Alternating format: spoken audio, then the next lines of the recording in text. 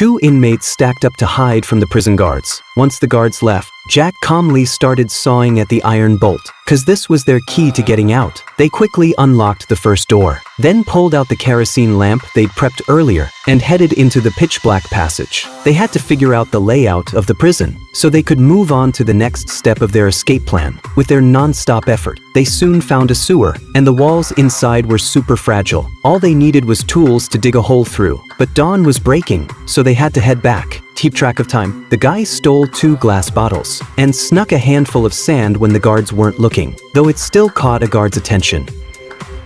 Pourquoi tu as pris du sable?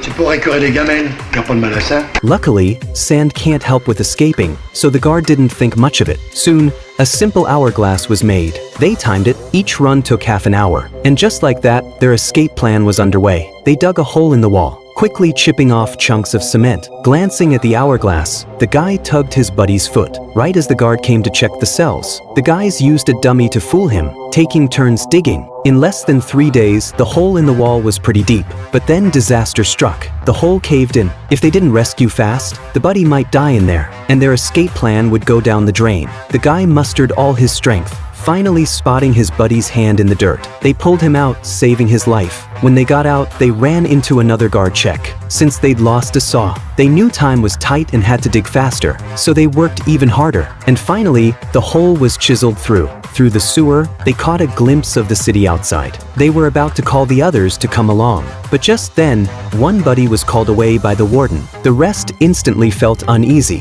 When the buddy came back, they got ready to escape together. But as the guy was checking the situation outside the door, a scream from his buddy rang out, and guards burst into the cell in a flash. Pauvre Gaspard.